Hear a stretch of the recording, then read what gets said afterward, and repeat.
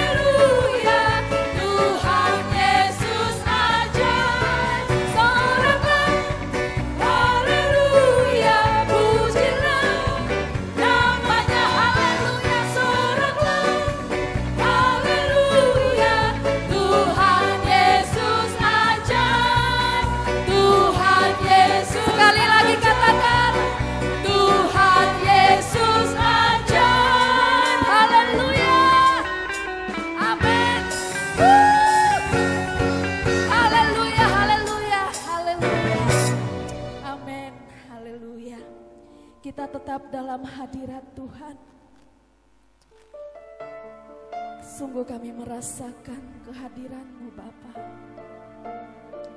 Sungguh kami merasakan lawatan Tuhan dalam hidup kami. Kami datang dalam kekudusan yang daripada Engkau. Terima kasih Yesus. Haleluya, haleluya.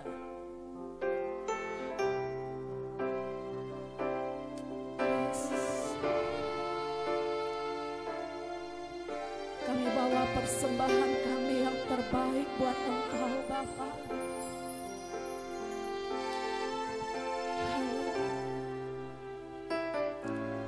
Ku datang Tuhan dalam hadirat-Mu, berhiaskan kekudusan.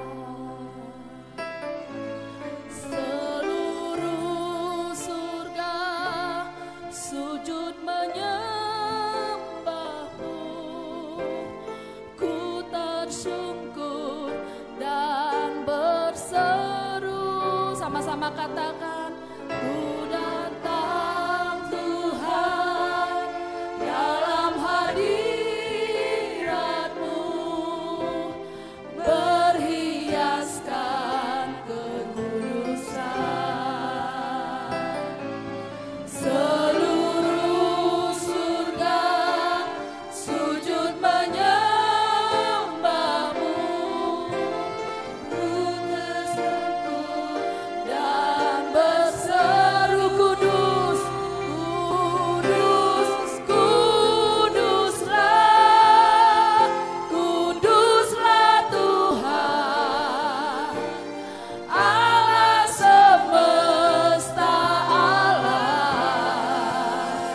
Kudus, kuduslah, kuduslah Tuhan, surga bumi menyembah-Mu.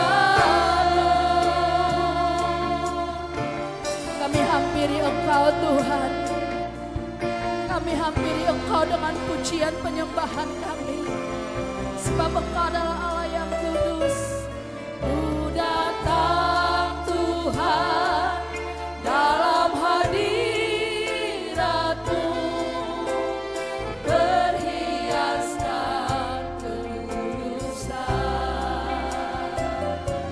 Seluruh surga sujud menyembah-Mu, ku tersungkur dan berseru, kudus, kudus, kuduslah, kuduslah Tuhan, Allah semesta alam. Kudus, kuduslah, kudus, kuduslah, kuduslah Tuhan, surga bumi menyembah-Mu. Kami berterima kasih untuk kebaikan-Mu, kami berterima kasih untuk kasih sayang Tuhan dalam hidup kami.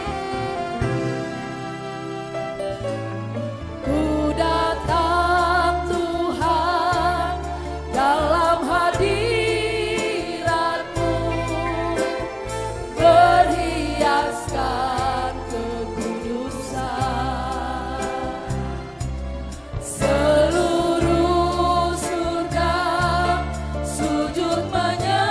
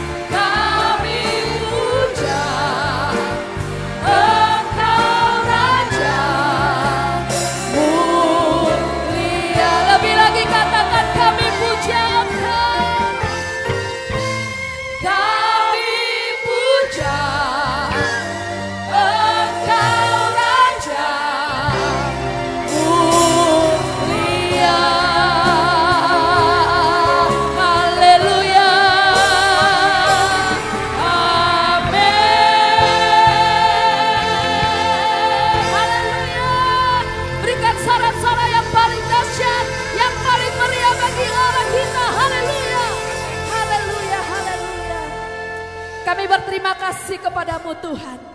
Segala pujian, pengagungan kami sudah naikkan di hadapan Tuhan.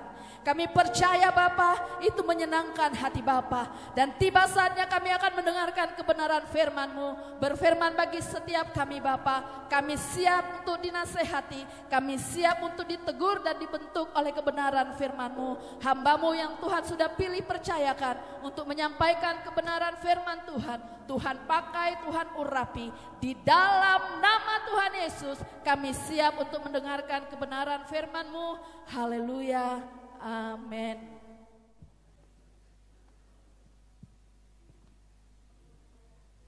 Ya, puji Tuhan, selamat pagi, selamat kita bertemu kembali dalam kasih Tuhan Yesus Kristus. Senang sekali bisa kembali bertemu walaupun kita hanya melalui ibadah online pada hari ini. Dan puji Tuhan, perkembangan informasi, perkembangan daripada apa yang saat ini sedang terjadi di bangsa ini maupun di beberapa belahan dunia mengalami hal yang sama, masalah yang sama, yaitu sama-sama menghadapi COVID-19. Dan saat ini khususnya wilayah kita di Surabaya, puji Tuhan, ada mulai dari minggu kemarin beberapa gereja sudah membuka tempat ibadah, bahkan hari ini pun sebagian besar gereja sudah dibuka di kota Surabaya, walaupun kenaikan daripada menurut laporan bahwa kenaikan yang positif itu terus bertambah, namun kita percaya dan yakin bahwa ketika pemerintah kota Surabaya sudah menyampaikan bahwa dipersilahkan untuk mulai melakukan ibadah, berarti ada sebuah jaminan dari sisi keamanan dari pemerintah bahwa semuanya bisa berjalan sesuai dengan situasi dan kondisi. Dan puji Tuhan, hari ini kami GPPSL Bethel masih ibadah online, dan mudah-mudahan kalau tidak ada perubahan atau ada halangan lain, maka mungkin minggu depan kita sudah bisa beribadah di gereja. Ya, Bapak Ibu Saudara, seingat saya ketika kita memulai ibadah online itu dimulai tanggal 22 Maret 2020. Itu adalah pertama kali kita mulai beribadah secara online melalui internet. Tidak melalui ibadah bersama seperti yang kita lakukan waktu-waktu yang lalu. Berada di gereja, kemudian kita beribadah bersama. Nah, tanggal 22 Maret itu adalah pertama kali kita mengadakan ibadah online sampai hari ini. Nah, kurang lebih 3 bulan kita sudah mengadakan ibadah online. Dan setelah saya mempelajari dan setelah saya coba untuk mengevaluasi, ternyata ibadah konvensional, ibadah offline, dan ibadah online itu sama-sama ada kelebihan, sama-sama ada kekurangannya. Jadi sama-sama ada plus minusnya, sama-sama ada kelebihan, sama-sama ada kekurangan. Namun ternyata begini Bapak Ibu Saudara, bukan masalah kelebihannya, kekurangannya, tetapi esensi daripada sebuah ibadah itu yang paling penting. Kenapa demikian? Saya coba mencari tahu kenapa terjadi ibadah online, kenapa ada ibadah offline. Nah, sebenarnya bukan ibadah online-nya, sebenarnya juga bukan ibadah offline-nya. Yang paling penting itu adalah esensi dari ketika kita mengikuti sebuah ibadah.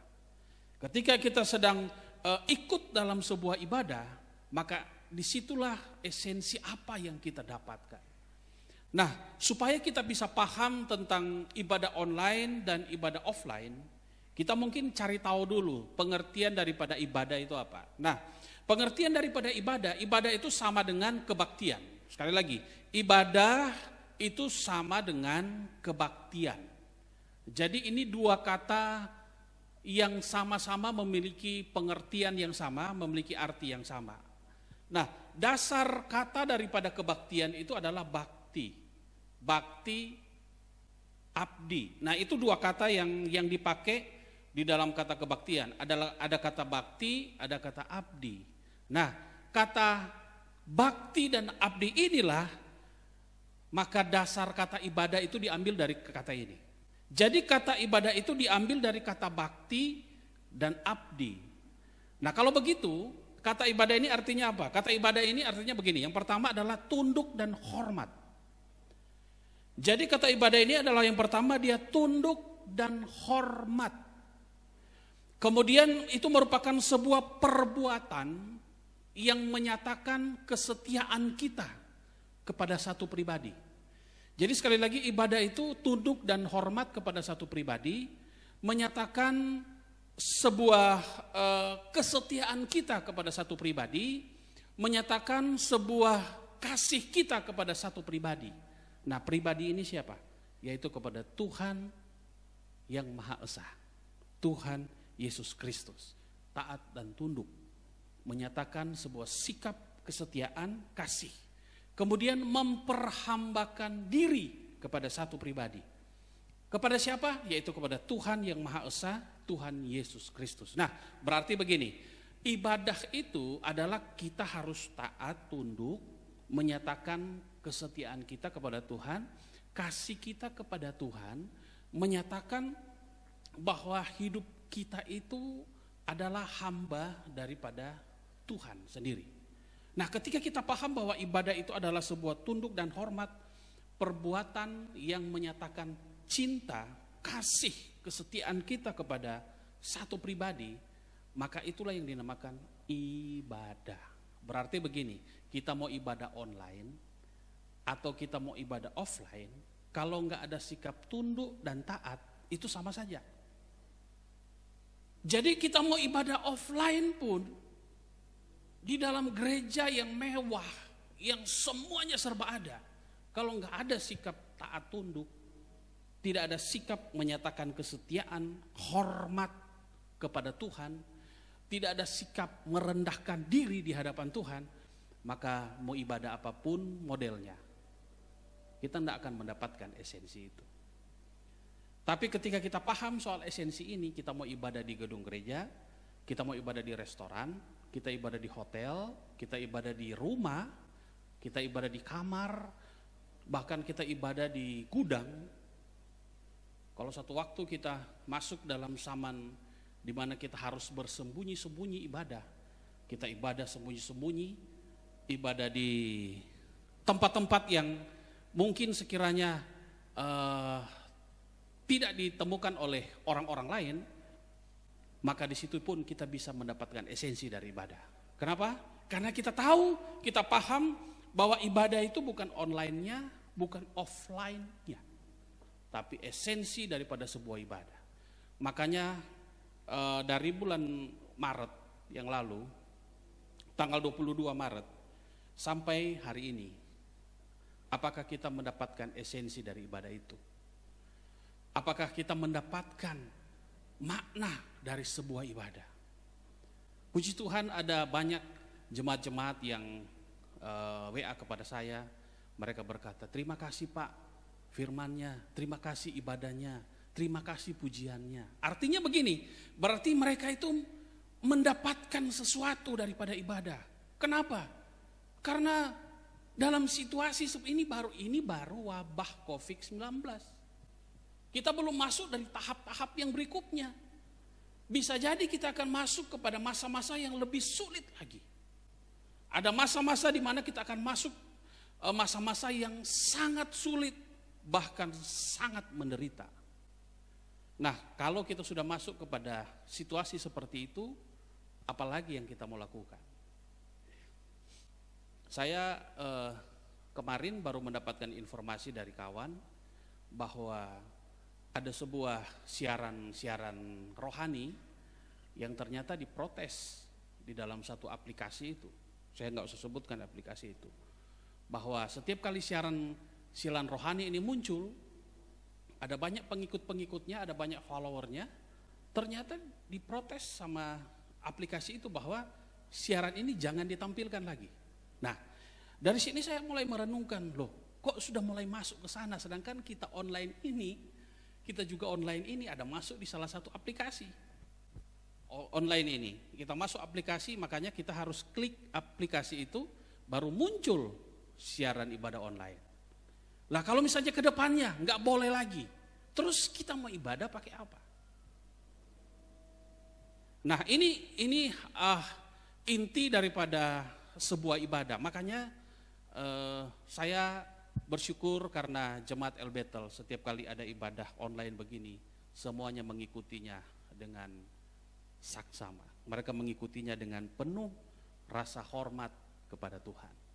Karena itu adalah esensi daripada sebuah ibadah. Nah makanya kalau kita paham ibadah ini adalah kita memiliki rasa hormat, rasa tunduk, kita betul-betul mengabdi kepada Tuhan, memberikan hidup kita kepada Tuhan sebagai rasa kita merendahkan diri, kita butuh Tuhan. Kita hormat kepada Tuhan, kita tahu ada satu pribadi yang harus kita sembah, yang harus kita puji, yang harus kita puji. Nah kalau kita paham ini, maka ibadah online atau ibadah offline itu nggak akan membuat kita merasa berbeda di mana-mana. Ya. Nah kita paham karena ibadah online, ibadah di rumah. Ibadah online kan itu ibadah di rumah. Kemudian mengikuti arahan-arahan yang ada di televisi atau di HP atau di laptop dan sebagainya. Nah itu yang kita ikuti. Kemudian ibadah offline kita kumpul bersama dalam satu gedung gereja, dalam satu tempat, itu ibadah offline, itu ibadah konvensional. Nah mengapa kita ibadah online? Kita ibadah online karena situasi kondisi yang saat ini sedang kita hadapi. Nah saya tidak akan menjelaskan dari sisi apa-apapun soal peristiwa yang saat ini sedang kita hadapi, sedang kita sama-sama jalani. Yang jelas bahwa kita sama-sama menghadapi hal yang sama. Yang kita butuhkan itu adalah kesiapan hidup kita, kesiapan hati kita untuk menjalani situasi dan kondisi. Makanya setiap kebenaran-kebenaran firman yang disampaikan dalam ibadah online di tempat ini, semua kebenaran-kebenaran firman yang disampaikan itu mengajak kita memberikan kekuatan kepada seluruh jemaat, memberikan dorongan kepada seluruh jemaat. Supaya apa? Jemaat itu paham, mengerti bahwa Allah yang kita sembah itu adalah Allah yang hidup, Allah yang berkuasa, Allah Immanuel yang menyertai. Nah ketika kebenaran firman itu disampaikan, itu diterima, kita merasa betul ada Tuhan yang selalu menyertai kita. Oh iya, ada Tuhan Yesus yang selalu menyertai. Oh iya, ada Tuhan yang selalu menjaga kita. Nah firman seperti itulah yang disampaikan sehingga jemaat itu mendapat kekuatan. Situasi begini, firman itu harus betul-betul sesuatu yang memberikan kekuatan. Nah, kenapa? Karena memang situasi kondisi yang saat ini. Nah, kita nggak usah pusingkan dengan pro dan kontra soal doktrin, soal ibadah online, offline, nggak usah. Kita nggak usah pusingkan ke sana. Yang jelas bahwa hari ini kita menghadapi masalah yang sama, jalani ibadah model seperti ini.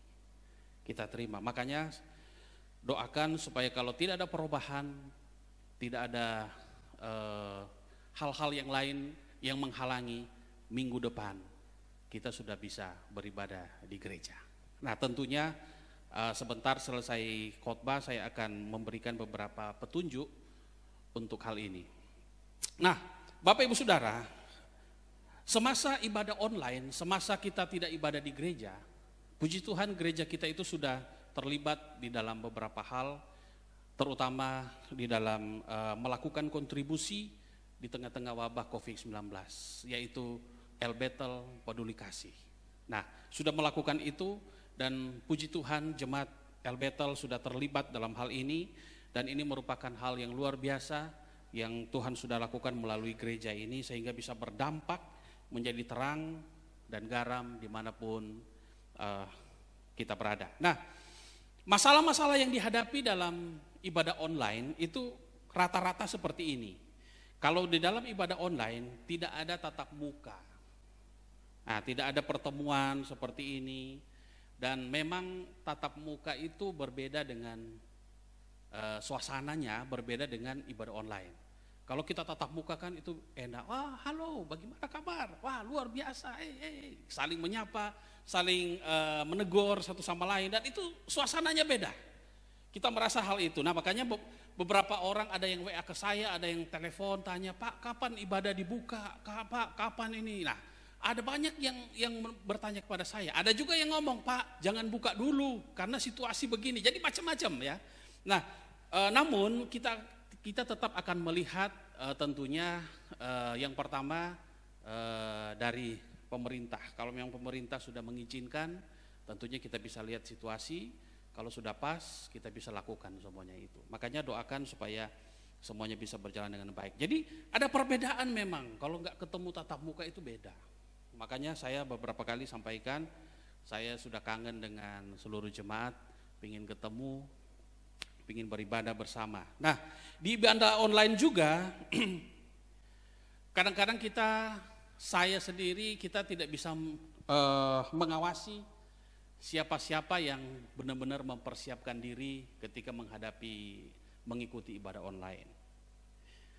Kita tidak tahu bagaimana sikap hati kita, tentunya yang jelas kita sendiri pribadi dengan Tuhan yang tahu. Nah, kalau kita ibadah di dalam gereja tentunya semua siap. Mereka datang dengan baju yang rapi, dengan kesiapan, bawa Alkitab, bawa macam-macam untuk persiapan apa? Datang ke gereja, semuanya siap. Tapi kalau ibadah online kan kita nggak tahu. Ada yang mungkin tiba-tiba bangun, jam 9, sambil kucek-kucek, buka HP, buka TV, sambil nonton, sambil ngantuk-ngantuk, tapi ngikuti ibadah online. Jadi macam-macam sikapnya, ada sambil sandaran, sambil makan kacang. Nah, macam-macam reaksinya ketika mengikuti ibadah online. Karena apa? Kita kan di rumah. Kita nggak tahu. Nah, inilah kadang-kadang yang terjadi ketika kita ibadah online. Kita sendiri yang tahu sikap hati kita, persiapan kita. Makanya beberapa waktu yang lalu saya sudah kasih tips-tips, ikuti ibadah online harus begini, begini. Kenapa? Supaya kita paham bahwa ini ibadah. Jadi ibadah di rumah, ibadah di gereja, sikapnya harus sama. Persiapannya juga harus sama. Fokus kita juga harus sama. Nah, kita juga nggak tahu kalau di rumah sementara ibadah online, HP bunyi, halo, sambil ibadah online sambil halo, kan kita juga nggak tahu. Kita sendiri yang tahu semuanya. Balasi WA, sambil balasi WA, sambil apa, sambil. Itu kalau ibadah online. Kemudian banyak pasifnya. Kalau ibadah online kan. Kalau ibadah langsung begini, WL mulai berkata, mari Bapak Ibu Saudara kita bangkit berdiri. Kita sama-sama berdiri. Kita angkat tangan. Berikan tepuk tangan untuk Tuhan, kita tepuk tangan. Tapi kalau di rumah, online beda kan? Di online, di rumah, WL-nya, haleluya. Kita rasanya kok begini ya? Kayak kita dia rasanya bagaimana, mau pingin tepuk tangan sendiri kok rasanya lucu, bagaimana dan sebagainya. Nah, sehingga pasif. Yang terjadi adalah apa? Pasif. Kita nggak bisa berbuat apa-apa karena memang ya tempatnya sudah berbeda dan sebagainya. Nah, itu ibadah online seperti itu.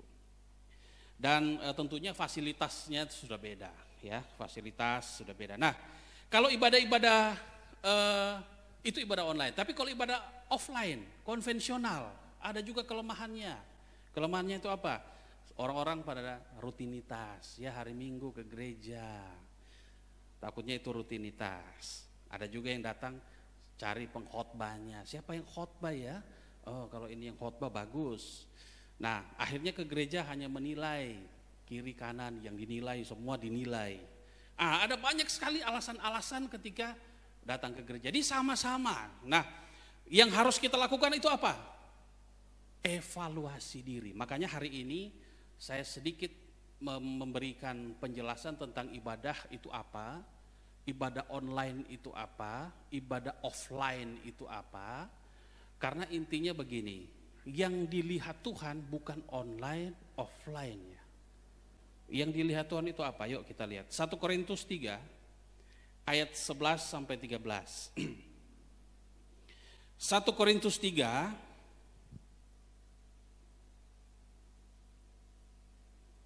ayat 11 sampai 13 kita baca bersama ya. 1, 2, 3. Karena tidak ada seorang pun yang dapat meletakkan dasar lain daripada dasar yang telah diletakkan, yaitu Yesus Kristus. Entahkah orang membangun di atas dasar ini? Apa itu? Dengan emas, dengan perak, batu permata, kayu, rumput kering atau jerami. Tahan di sini dulu, tahan di situ dulu. 12. Perhatikan di sini. Orang itu membangun atas dasar apa? Emas, perak, batu permata. Ini ada macam-macam ya. Ada kayu, rumput kering atau jerami. Nah, perhatikan di situ. Nanti ayat 13 kita paham. Sekali kelak pekerjaan masing-masing orang akan nampak.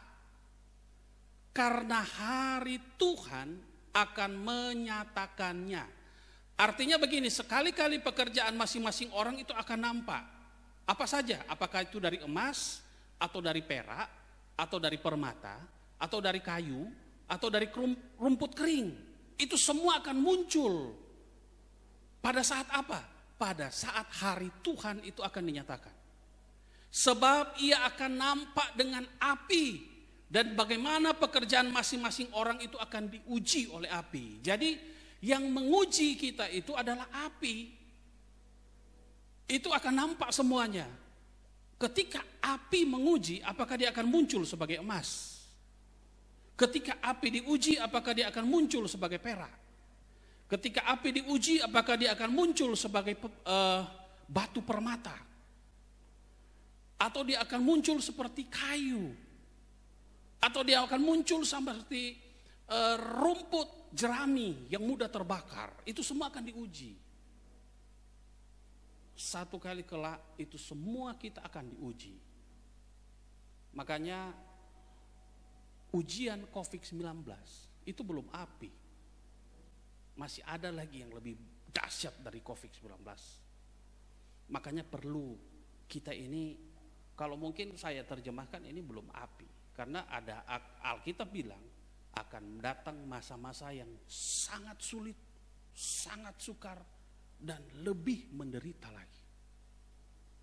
Apakah kita sudah siap? 3 bulan kita tidak ibadah.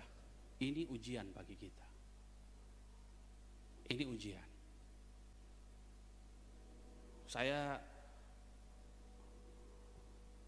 tidak usah bicara soal ABC dan sebagainya, tafsiran ini itu soal COVID-19. Yang jelas ini semua kita hadapi sama-sama. Sama-sama kita menghadapi hal yang sama. Tetapi kita akan diuji oleh ini. Apakah kita ini emas?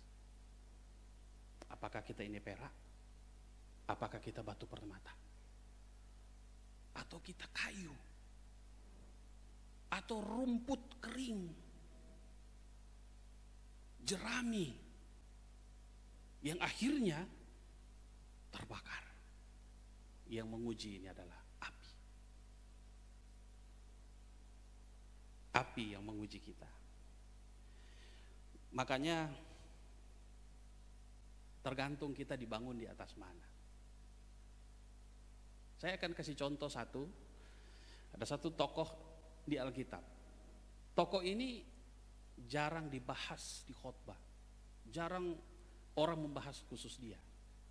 Tetapi tahukah Bapak Ibu Saudara, dia ini orang yang hidup di ibadah online dan ibadah offline. Yuk kita baca. Yuk.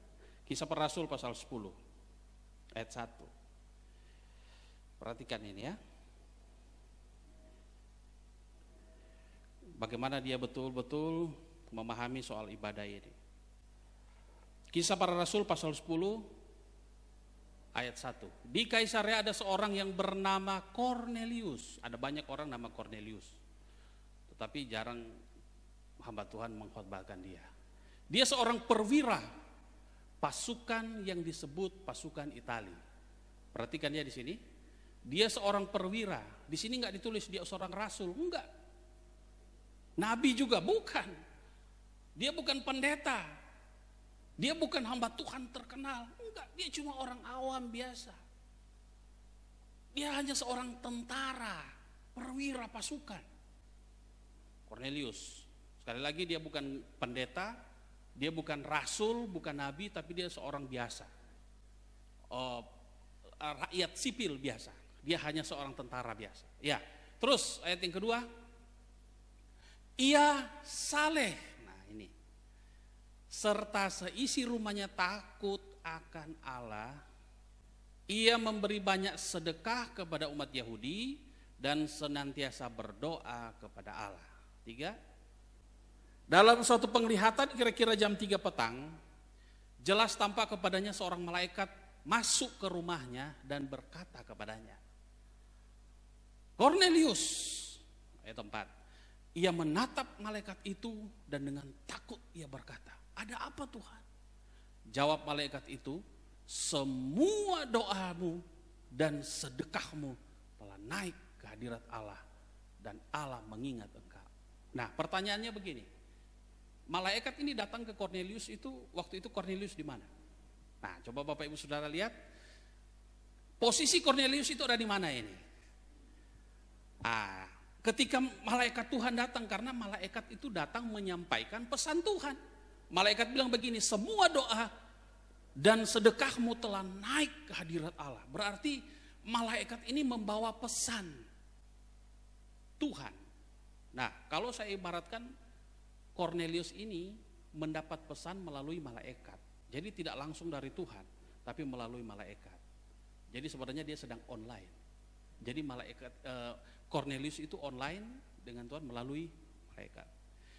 Nah, pertanyaannya dia dapat apa? Dapat pesan dari malaikat itu, posisi Cornelius itu ada di mana? Ayat 30. Coba lihat ayat 30. Posisi Cornelius itu ada di mana? Ayat 30. Jawab Cornelius, 4 hari yang lalu, ya yang dia ceritakan tadi, kira-kira pada waktu yang sama seperti sekarang, yaitu jam 3 petang, aku sedang berdoa. Di mana? Di rumah. Di rumah. Bukan di mana-mana, di rumah. Tiba-tiba ada seorang berdiri di depanku, pakaiannya berkilau-kilauan. Ayat 31, dan ia berkata, Cornelius, doamu telah didengar Allah dan sedekahmu telah diingat di hadapannya. Cornelius ada di mana posisi? Di rumah. Nah, kalau Bapak Ibu Saudara sedang ibadah online di rumah, ketika ibadah sungguh-sungguh, Tuhan datang menjawab semua doa kita. Tapi kalau kita di rumah sudah tahu ibadah online, ikut ibadah tapi hanya santai-santai, ya sudahlah, kita tidak menerima berkat. Makanya Cornelius ini terima berkat di mana? Di rumah. Dia tahu yang mana ibadah ketika dia di bait Allah dan ketika dia di rumah. Cornelius ya. Makanya Bapak Ibu Saudara, ketika kita ibadah, apapun itu, kita ibadah dengan sungguh-sungguh. Apalagi situasi seperti ini. Ketika ada kesempatan, kita ambil itu kesempatan. Kita gunakan itu sebaik-baiknya. Sungguh-sungguh. Maka saya percaya kita akan menerima berkat sama seperti Cornelius. Kenapa? Karena Cornelius tahu dimanapun, mau di rumah, di bait Allah, dia tetap sungguh-sungguh. Makanya doa Cornelius didengar, dijawab oleh Tuhan. Bapak Ibu Saudara, ayo mari. Ketika kita beribadah, mau di gereja, mau di rumah, gunakan waktu itu sebaik mungkin. Karena kami pun yang di gereja, ketika kami online, kami juga sungguh-sungguh. Semua yang melayani di sini tidak ada yang nganggur, semua pekerja. Mereka pulang kerja, datang langsung ke gereja, dan mereka mulai melayani. Saya sendiri pribadi nggak bisa membalas apa yang mereka lakukan, tapi saya tahu Tuhan sudah memperhitungkan semuanya. Makanya mereka sudah melayani dengan sungguh-sungguh. Saya yakin pasti Tuhan akan memberkati mereka semua. Dan saya tahu juga jemaat yang ada di rumah, Tuhan pasti akan berkati. Makanya ibadah dengan hati yang taat, hormat, tunduk kepada Tuhan. Berikan hidup kita dengan rendah hati, kita datang kepada Tuhan, supaya kita bisa menerima berkat dari Tuhan. Doakan supaya kalau Tuhan izinkan semuanya lancar, kita sudah bisa beribadah di tempat ini. Tuhan memberkati kita semua. Puji Tuhan. Mari kita datang kepada Tuhan.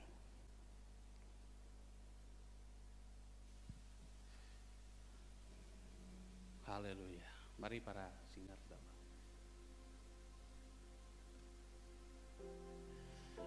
Haleluya, haleluya.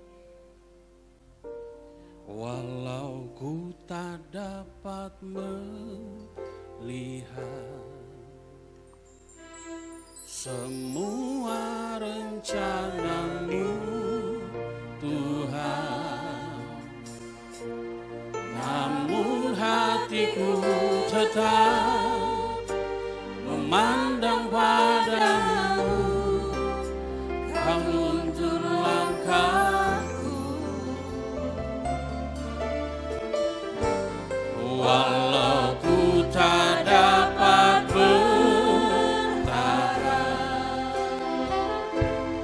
atas kenyataan hidupku, namun hatiku tetap memandang padamu. Kau ada untukku. Sekali lagi katakan, walau ku tak dapat melihat, walau ku tak dapat melihat, haleluya, semua rencana-Mu, Tuhan, namun hatiku tetap memandang padamu.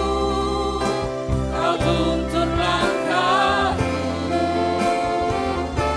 haleluya, walau ku tak dapat berharap atas kenyataan hidupku, namun hatiku tetap memandang padamu. Kau ada untukku. Bapak Ibu Saudara, hari ini kita diingatkan kembali oleh Tuhan. Bagaimana cara kita beribadah kepada Tuhan? Bagaimana sikap kita ketika kita beribadah kepada Tuhan? Bagaimana respon kita ketika kita beribadah kepada Tuhan? Ini bukan masalah ibadah online, ibadah offline, bukan. Tetapi sikap hati kita. Apakah kita beribadah datang dengan sikap hormat, tunduk kepada Tuhan? Bukan masalah tempat, bukan masalah waktunya di mana. Tetapi masalahnya adalah esensi daripada sebuah ibadah. Biarlah setiap kali kita ibadah, kita datang dengan rasa hormat, tunduk kepada Tuhan. Betul-betul kita rasa rindu bertemu dengan Tuhan. Kita memiliki sikap yang rendah hati datang kepada Tuhan. Maka kita akan sama seperti Kornelius.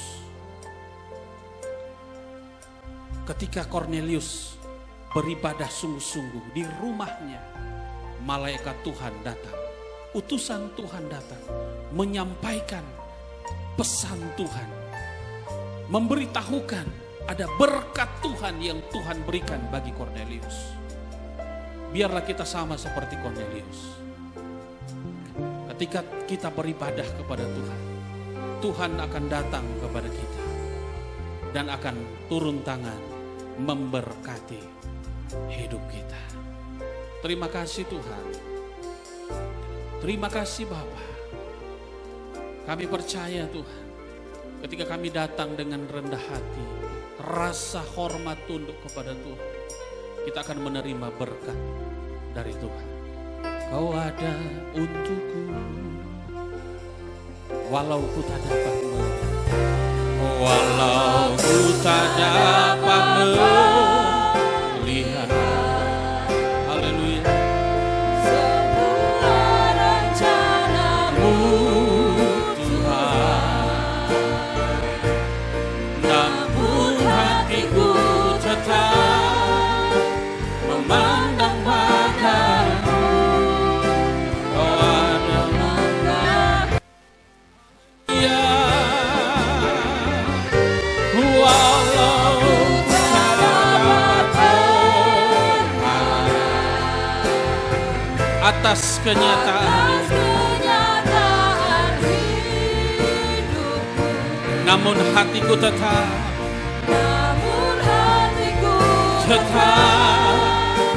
memandang padamu. Sekali lagi katakan, walau ku tak dapat melihat,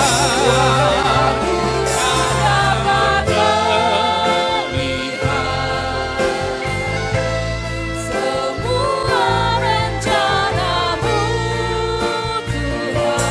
haleluya, haleluya. Namun hatiku tetap memandang padamu. Kau tuntun langkahku, Oh, walau ku tak dapat melihat, ku tak dapat berharap atas kenyataan hidupku, atas kenyataan hidupku. Oh, namun hatiku tetap memandang padamu. Kau ada untukku.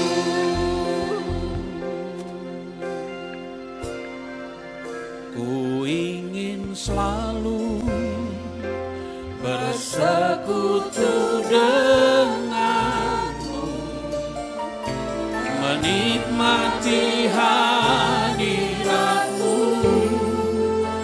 biarkan rohmu tinggal dalam hidupku. Sungguh indah bersama, ku ingin selalu bersekutu dengan, menikmati hadiratmu, biarlah Roh Kudus tinggal dalam hidup. Sungguh indah bersama. Sekali lagi katakan, ku ingin selalu bersekutu denganmu. Nikmati hadiratmu, biarkan rohmu tinggal dalam hidup. Sungguh indah bersama, sungguh indah. Haleluya, sungguh indah sekali lagi katakan, sungguh indah bersamamu.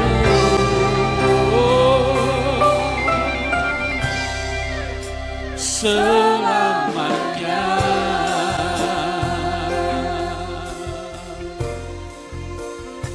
Sungguh indah Tuhan, ketika kami bersama-sama Engkau dalam hadirat Tuhan.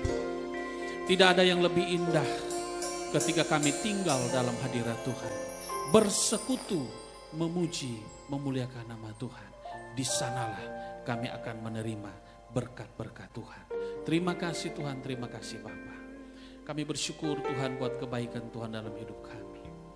Biarlah Tuhan hari ini ketika kami mengikuti ibadah online, kami menerima berkat, karena kami tahu esensi daripada sebuah ibadah itu adalah kami datang dengan penuh rasa hormat, tunduk rendah hati di hadapan Tuhan. Terima kasih Tuhan, terima kasih. Berkati seluruh jemaat Tuhan, berkati semua sepanjang minggu ini. Tuhan memberkati, berikan kesehatan, kekuatan kepada mereka, jaga dan pelihara, lindungi. Kasih karunia Tuhan terus menyertai hidup mereka. Tutup bungkus mereka dengan kuasa darah Tuhan. Biarlah Tuhan pagari mereka dengan malaikat surgawi, sehingga mereka semuanya dijaga, dilindungi, dan diberkati oleh Tuhan.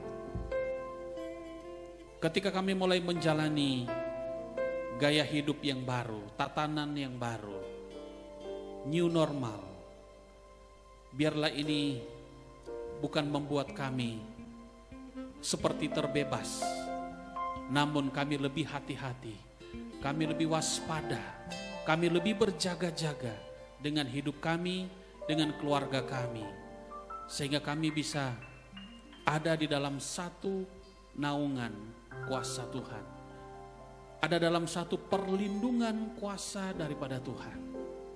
Kami membutuhkan kuasa-Mu Tuhan. Di tengah-tengah situasi seperti ini, kami butuh kuasa Tuhan. Terus ada dalam hidup kami, menaungi kami, menjaga kami. Terima kasih Tuhan, terima kasih Bapa. Kami bersyukur untuk kebaikan Tuhan dalam hidup kami. Berkati pemerintahan kami, mulai daripada Bapak Presiden, Wakil Presiden, seluruh jajarannya, menteri-menteri, dan sampai di daerah-daerah. Tuhan memberkati mereka, berikan hikmat kebijaksanaan sehingga mereka mengambil keputusan yang tepat untuk kesejahteraan seluruh rakyat Indonesia. Berkati mereka Tuhan, berkati mereka. Berkati juga para dokter, para perawat, medis, semuanya yang sudah bekerja untuk merawat para penderita COVID-19. Semuanya Tuhan tolong mereka. Jaga, berikan kekuatan, kemampuan kepada mereka. Biarlah mereka mampu, kuat untuk menghadapi, menjalani tugas tanggung jawab mereka sebagai dokter, sebagai perawat, untuk melaksanakan tugas tanggung jawab. Terima kasih Tuhan, terima kasih Bapa. Terpuji nama-Mu Tuhan, kami bersyukur untuk kebaikan Tuhan dalam hidup kami. Di dalam dan demi nama Yesus, haleluya, amin. Nah, sebelum saya akan berdoa untuk mengakhiri, saya akan menyampaikan beberapa hal yang penting berkaitan dengan perkembangan situasi dan kondisi yang kita hadapi di kota Surabaya. Memang kota Surabaya berbeda dengan beberapa daerah yang lain, dan puji Tuhan Indonesia, khususnya di Indonesia, beberapa wilayah sudah zona hijau dan kuning, tapi untuk Surabaya masih merah.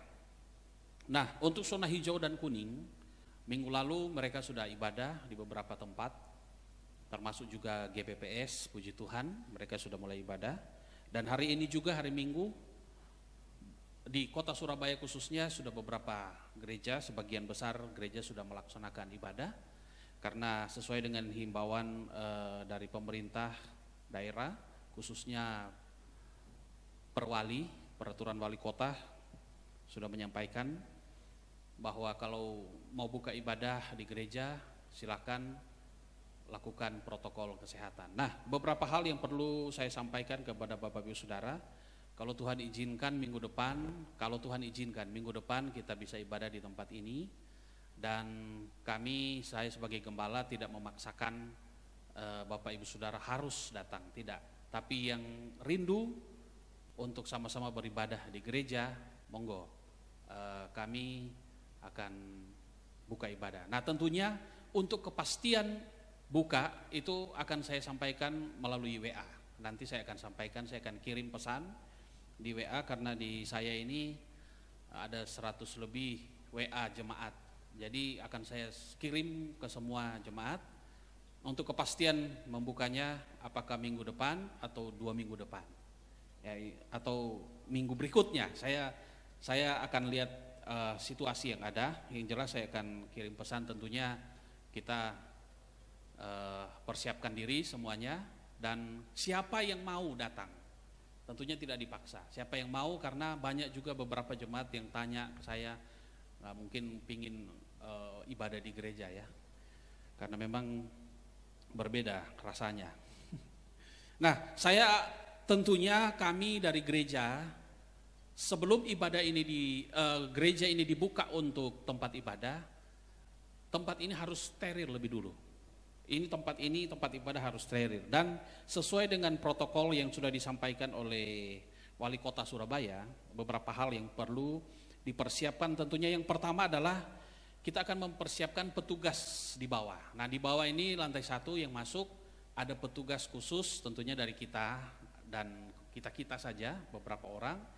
Ada yang mengawasi. Yang pertama untuk apakah dipastikan dia sudah cuci tangan atau belum. Kemudian ada termogan untuk ditembak di mana ini? Di kepala untuk memastikan suhu tubuhnya apakah normal atau tidak. Tentunya maksimalnya 37,5. Ya, sesuai dengan standar yang diberikan oleh pemerintah 37,5. Nah, itu semua ada petugasnya. Kemudian yang berikut, setiap jemaat yang datang tentunya harus pakai masker.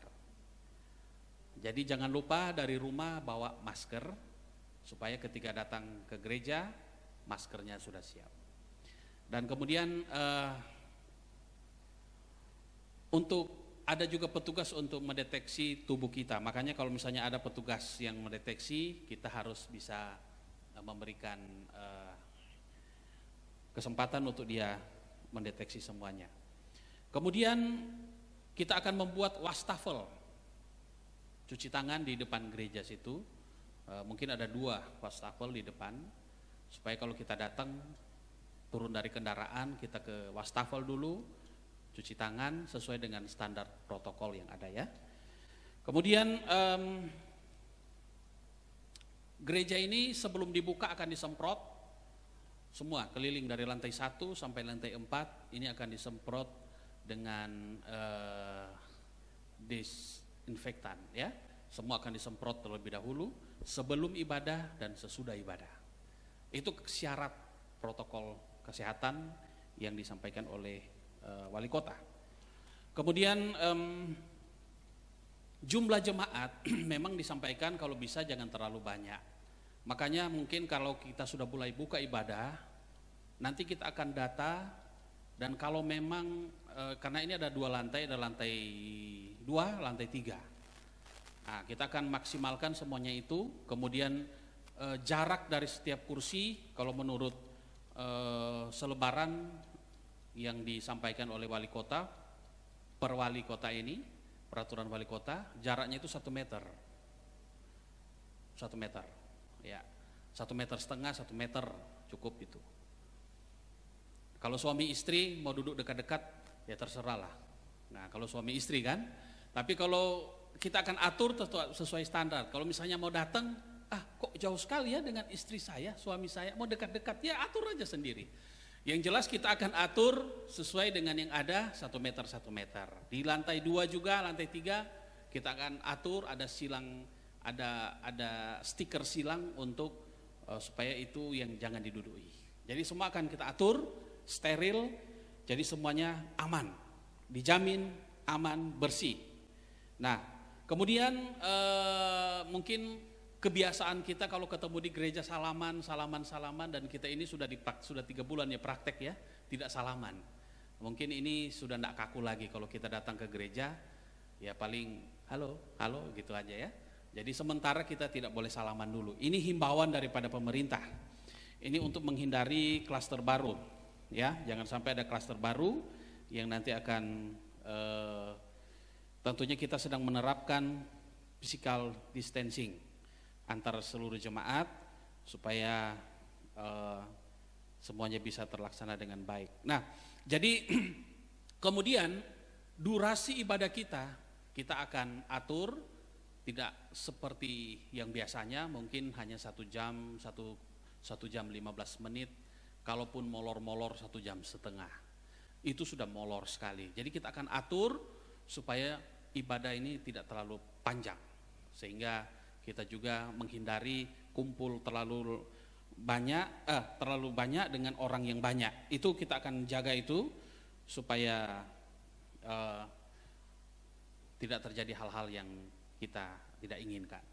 Jadi semua persiapan-persiapan di gereja tentunya akan kita siapkan dengan baik, dengan maksimal, steril, bersih, rapi, sehingga jemaat datang juga akan aman. Nah, yang jelas kita akan masuk dalam new normal seperti ini, tentunya hal-hal seperti ini akan kita jalani.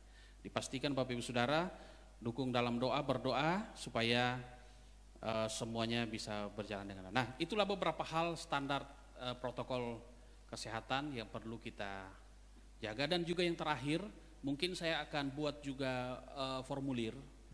Seperti kalau kita ke beberapa tempat ada formulir yang diisi. Nah, di situ ada beberapa pertanyaan tentang kesehatan kita. Jadi kalau misalnya kita ada rasa-rasa batuk, rasa-rasa pilek atau dan sebagainya. Nah, mohon maaf, mungkin ada petugas akan menghimbau kepada kita kalau bisa jangan masuk dulu. Ya, jadi mungkin kalau kita rasa kurang enak badan, kita ikuti ibadah online. Dan setiap ibadah, kalau ini sudah dibuka, kita juga akan ibadah live streaming. Walaupun agak minim kualitasnya, tapi kita akan live streaming supaya yang datang di rumah, di gereja, di rumah, sama-sama juga bisa menikmati ibadah ini ya.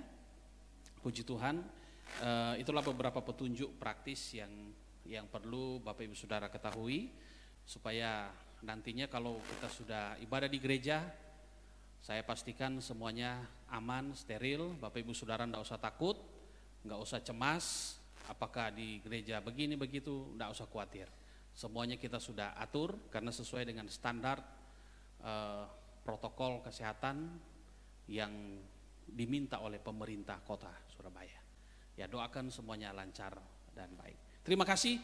Mari kita akan akhiri ibadah pada hari ini dan kita akan ketemu pada pertemuan-pertemuan berikut. Yesusku, Engkau memberkati aku berlimpah-limpah dan memperluas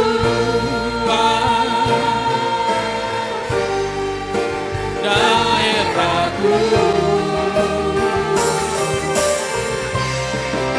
Oh Yesusku, tangan-Mu menyertai aku dan melindungi aku daripada malapetaka, sehingga kesakitan tidak menimpa aku. Sekali lagi katakan, Yesusku, Yesusku, Engkau memberkati aku melimpah-limpah. Haleluya. Dan memperluas daerahku. Haleluya. Oh Yesusku, tangan-Mu menyertai aku dan melindungi aku daripada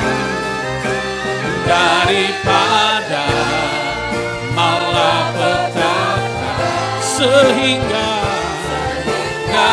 kesakitan tidak menimpa.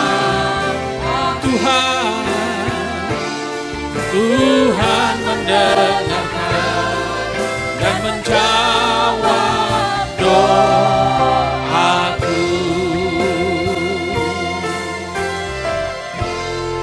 Segala pujian, hormat, kemuliaan kami kembalikan hanya untuk kemuliaan nama Tuhan. Kami akan akhiri ibadah online pada hari ini. Biarlah berkat kasih karunia Tuhan, kemurahan Tuhan, kebaikan Tuhan akan terus menyertai seluruh jemaat Tuhan. Biarlah seluruh jemaat Tuhan diberkati, keluarga saudara diberkati oleh Tuhan, kesehatan saudara diberkati oleh Tuhan, dan pekerjaan saudara juga diberkati oleh Tuhan. Mulai hari ini sampai Maranatha Tuhan Yesus datang pada kali yang kedua. Sama-sama kita katakan amin.